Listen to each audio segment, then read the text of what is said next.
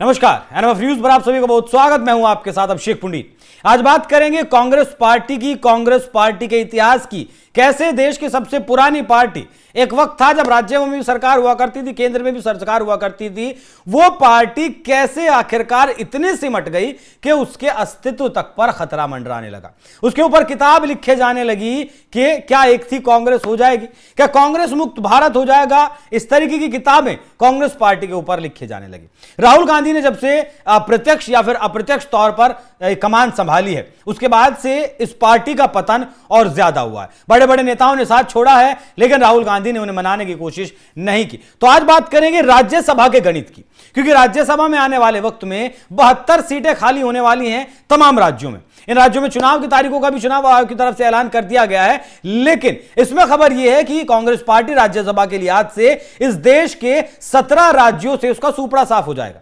17 राज्यों से वो पूरी तरीके से खत्म हो जाएगी। कहां तो 2014 में एक 44 सांसदों वाली पार्टी लोकसभा में, 19 में 52 और 2024 में महज 99 सांसदों तक पहुंचने वाली पार्टी राज्यसभा के लिहाज से खत्म होने वाली है 17 राज्यों से। वहीं बीजेपी एक बार फिर से और ज्यादा बड़ी पार्टी बनने वाली। तो आज आपको समझाएंगे कि राज्यसभा के गणित में किस तरीके से बीजेपी कमाल कर रही है। 10 राज्यों की खाली होने जा रही 37 राज्यसभा सीटों को भरने के लिए चुनाव आयोग की तरफ से तारीखों का ऐलान कर दिया गया है। 16 मार्च को इन सीटों के लिए वोटिंग होगी। इस साल 245 सदस्य राज्यसभा की 72 सीटों पर चुनाव होंगे। पहले 37 और फिर बाकी बची सीटों पर चुनाव होंगे। खाली सीटों पर चुनाव के बाद बीजेपी की ताकत राज्यसभा में बढ़ जाएगी। इन सभी 72 सीटों पर चुनाव के बाद एनडीए की मौजूदा सीटें 40 से बढ़कर 50 हो सकती हैं। मतलब इन 72 सीटों में से 40 सांसद फिलहाल एनडीए के हैं और यह संख्या बढ़कर 50 पहुंच सकती है। वहीं इंडिया गठबंधन की बचती हैं लगभग 25 सीटें, जो घटकर दहाई के आंकड़े से भी नीचे पहुंच सकती हैं। यह आंकड़ा 72 सीटों के हिसाब से अलग अलग राज्यों में विधानसभा की सीटों की संख्या को देखते हुए बीजेपी को 37 से 38 सीटें मिलने की संभावना है। हालांकि इस बात पर भी निर्भर करेगा कि वो अपने सहयोगियों के लिए कितनी सीटें छोड़ती है। यह सीट महाराष्ट्र में 7, ओडिशा में 4, तेलंगाना में 2, तमिलनाडु में 6, छत्तीसगढ़ में 2, पश्चिम बंगाल में 5, असम में 3, हरियाणा में 2, हिमाचल 1, बिहार 5 ये सीटें खाली हो रही हैं। जिन सांसदों का कार्यकाल पूरा हो रहा है इनमें शरद पवार बड़े नाम हैं, अभिषेक मनु सिंघवी बड़े नाम है, हरिवंश नारायण सिंह बड़े नाम है, साकेत गोखले, रामदास अठावले और ये बड़े नाम, इनमें प्रियंका चतुर्वेदी, इनमें बड़े नाम हैं। इस साल खाली हो रही 72 सीटों पर चुनाव के बाद बीजेपी की ताकत राज्यसभा में बढ़ जाएगी, वहीं कांग्रेस की और ज्यादा कमजोर हालत हो जाएगी। बात करें फिलहाल मौजूदा वक्त में बीजेपी के जो गणित है वो 103 सांसद बीजेपी के पास फिलहाल हैं और एनडीए के अगर मिला दें तो कुल एनडीए के पास 126 सांसद हैं। बीजेपी के 30 सांसदों का कार्यकाल पूरा हो रहा है और 32 का तो आना बिल्कुल तय है। साथ ही जोड़तोड़ और अलग समीकरणों के हिसाब से 3-4 सीटें बीजेपी की बढ़ सकती हैं। पिछले एक दशक में राज्यसभा में भाजपा सांसदों की संख्या लगातार बढ़ी है। 2014 के बाद से लगातार तेजी देखने को मिली है और नतीजा आज ये पहुंचा है कि फिलहाल 103 सीटों पर बीजेपी का फिलहाल कब्जा है। इस साल खाली हो रही जो सीटें हैं उसके बाद 17 राज्यों और केंद्र शासित प्रदेशों से राज्यसभा में कांग्रेस का माफ कीजिएगा कोई सदस्य नहीं होगा। इस साल राज्यसभा में कांग्रेस को कुछ सीटें गंवानी पड़ेंगी, लेकिन संभावना यह है कि वो 9 सीटें बरकरार रख सकती है। कर्नाटक से 3, तेलंगाना से 2, राजस्थान, मध्य प्रदेश, हरियाणा और हिमाचल प्रदेश से एक सीट उसे खाते में आ सकती है। आएगी कंफर्म नहीं है। राज्यसभा में इस साल कांग्रेस अध्यक्ष मल्लिकार्जुन खड़गे, दिग्विजय सिंह और शक्ति सिंह गोहिल का कार्यकाल भी पूरा हो रहा है। एक अन्य नेता जो अपना कार्यकाल पूरा करेंगे वो अभिषेक मनु सिंघवी भी उनका नाम है और इस नाम को आप भली भांति जानते होंगे। अब बात अगर करें किस तरीके से ये कांग्रेस का जो परिवार है, पार्टी है, इसका वोट शेयर गिरा है। 1950-60 में लोकसभा के लिहाज से 45% वोट इस पार्टी के पास था। 70-80 में भी ये लगभग उतना रहा, लेकिन 2014 आते आते ये वोट शेयर 19% पर सिमट गया।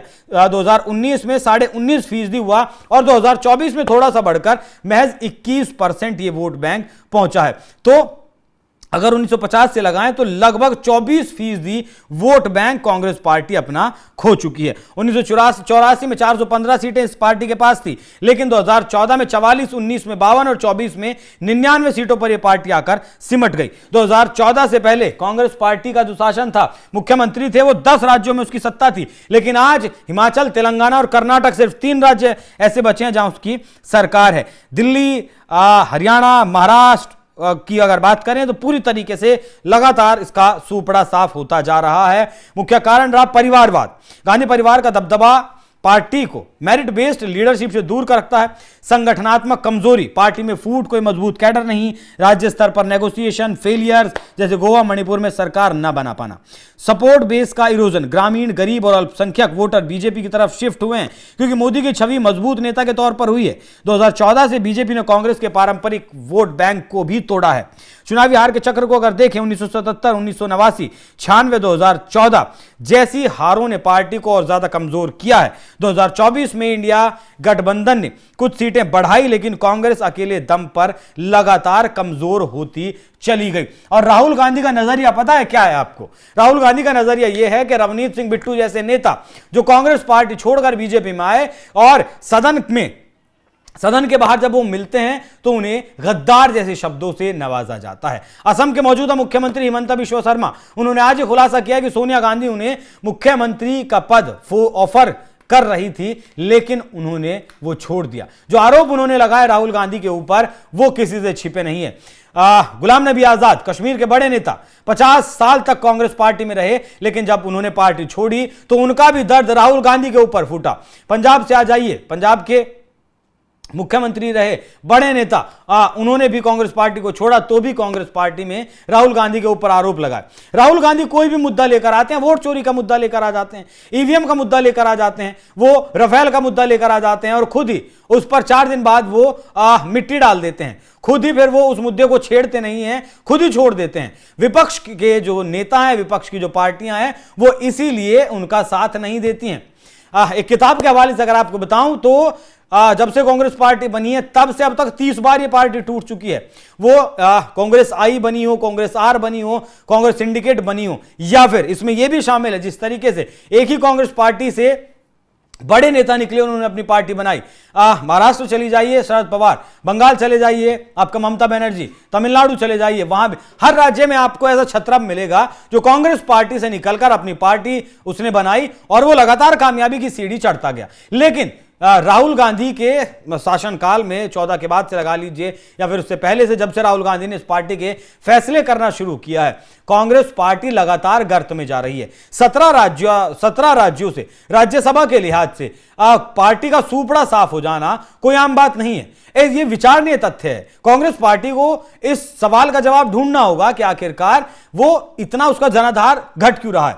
ना तो जनता में उसकी स्वीकार्यता है, ना नेताओं में उसकी स्वीकार्यता है, और राहुल गांधी मुद्दे ऐसे उठाते हैं जिसकी कोई हद नहीं है। 4 दिन बाद मुद्दों को अपने आप छोड़ देते हैं। तो राहुल गांधी तो संवाद सही तरीके से जनता से नहीं कर पाते हैं, जनता से जुड़ नहीं पाते हैं, और बड़ी पार्टी होने के बावजूद भी छोटी पार्टियां अपनी मनमर्जी से राज्यों के चुनाव में उन्हें चलाती हैं। कोई सीट नहीं देता है तो कोई सीट देता है तो अपनी मर्जी से देता है।